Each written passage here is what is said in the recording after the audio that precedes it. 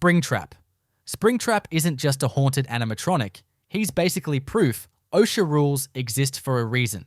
In Five Nights at Freddy's, Springtrap was originally a suit employees could wear until the internal spring locks malfunctioned, crushing whoever was inside. Not ideal. The main victim? William Afton, the serial killer himself. Talk about karma being punctual. He gets trapped inside, metal grinding into bone and flesh, permanently stuck between life and death.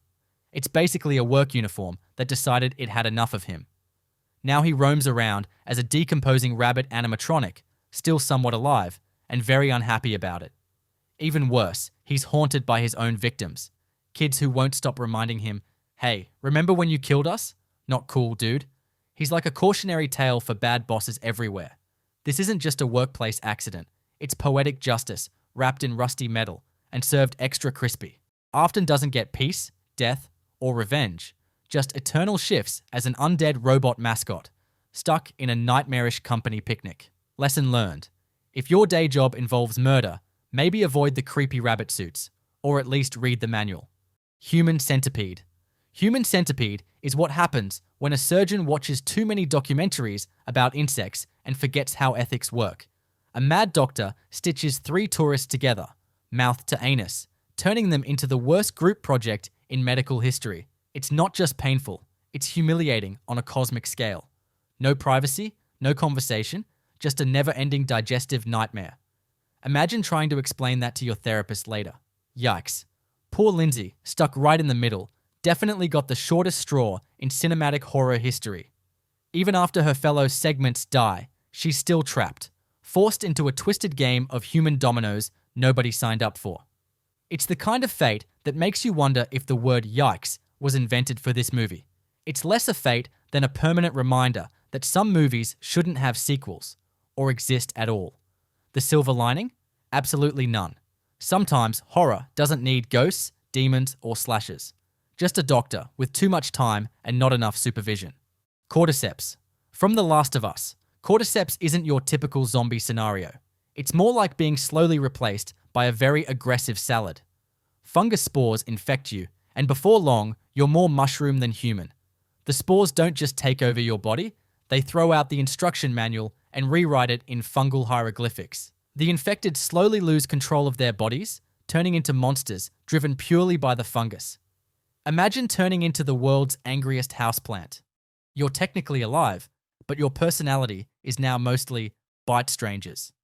Early infected even sound human, sobbing or whispering. So yeah, some part of the person might still be inside, wondering why their limbs won't obey. Later stage infected become clickers, which are blind, mushroom-headed predators that echolocate their next meal. Charming, right? The fungus doesn't care about your dreams or your student loans. It just wants to grow. Humanity? Gone. Agency? Zero. Fungal aesthetic? Peak nightmare core. If there's one takeaway here, never underestimate mushrooms. They're patient, they're everywhere, and apparently they're plotting revenge. The forest is alive, and it's not here to be your salad. Tusk. Tusk is a movie that began as a joke, and frankly, should have stayed one. Podcaster Wallace Brighton visits a mysterious old man for an interview and ends up surgically transformed into a walrus. Yes, literally. And yes, it's as weird as it sounds. Bit by bit, Wallace gets reshaped into a blubbery Frankenstein's monster, his limbs replaced with flippers, and real tusks inserted into his face. The movie somehow balances disturbing body horror with the absurd realization that you're watching a human walrus and nobody stopped to say, is this too much? The final scene is Wallace living as a walrus in a zoo enclosure, while his friends awkwardly visit and pretend everything's fine. It's less scary, more, did I accidentally eat some bad sushi? Even the walrus itself seems confused. As fates go, Wallace's is humiliating, permanent, and incredibly confusing for everyone involved. Moral of the story? Always Google your podcast guests first. Or maybe just stick to interviewing people who don't live in creepy lighthouses. Joe Potter.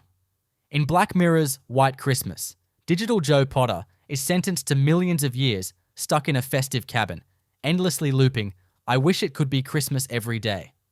Basically, retail worker purgatory, but forever. Time inside moves 1,000 years per real-world minute, turning mere days into millions of years. And there's nothing festive about eternity alone, forced to listen to the same holiday tune on repeat. It's punishment by Spotify playlist gone horribly wrong. The scariest part? Joe's digital self is fully conscious, trapped in a virtual existence he can't turn off. No brakes, no mute button, just endless snowy horror. It's not hell. It's worse. It's Christmas forever. The kind of Christmas where you're not just out of eggnog, you're out of hope. So next time you're annoyed by holiday music at the mall, remember Joe and be grateful you can leave. For him, Mariah Carey season truly never ends. Nina Tucker. Nina Tucker from Full Metal Alchemist is a heartbreaking example of terrible parenting decisions. Her father, desperate to impress the military, fuses Nina with her dog Alexander, creating a chimera capable of only basic speech. She doesn't turn into some ferocious beast. She becomes a sad, confused creature, whispering broken sentences like, "Big brother, play?" It's not just monstrous, it's depressing. And somehow, her dad didn't see the problem. The situation is irreversible. Even in an anime full of magical powers, no one can fix this one. Ultimately, another alchemist decides mercy killing is kinder than a lifetime trapped as an unhappy dog child. Nina's story is less, watch out for scary monsters, and more, seriously, what's wrong with her dad? She didn't deserve a fate this grim. She just had incredibly bad luck with family planning. Moral: if your dad's hobbies involve human-animal fusion, maybe get adopted, or at least check the basement for mad science gear. Amagara Fault. In Junji Ito's The Enigma of Amagara Fault, an earthquake reveals countless human-shaped holes in a mountain. And guess what? Each hole matches someone perfectly, like nature's creepiest Tinder match. People become obsessed, drawn uncontrollably toward their hole. No one knows what's inside, but they slide in anyway. It's the ultimate claustrophobic trust exercise with nature, except nature is being weirdly possessive. If you've ever wanted to be part of the mountain, here's your chance. As they move deeper, the tunnels gradually twist and contort their bodies. Eventually, the victims emerge on the other side as grotesquely stretched, warped figures. Basically, human spaghetti. Not exactly the transformative experience most people want from travel. The horror isn't violence, it's inevitability. Once you see your hole, it's game over. You're destined to become a weird cave noodle. Lesson learned. If a mountain tries to flirt with you, swipe left, or just pretend you're not home. Deep root disease. Gemini Home Entertainment brings us deep root disease, an alien parasite that's basically aggressive gardening taken way too far. Victims don't just get sick, they literally sprout vines, roots, and leaves until they're full-blown plant people. First, you get lumps under your skin, then vines twist around your bones. Before you know it, you're less person, more botanical exhibit. It's like if poison ivy was an alien invader determined to become you.